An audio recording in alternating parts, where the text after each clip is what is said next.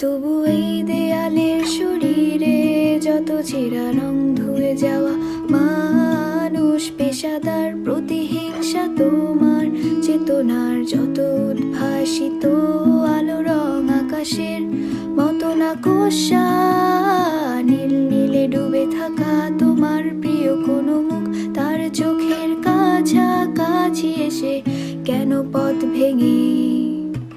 দুটো মানচিত্র একে দুটো দেশের মাঝে বিধে আছে অনুভূতিগুলোর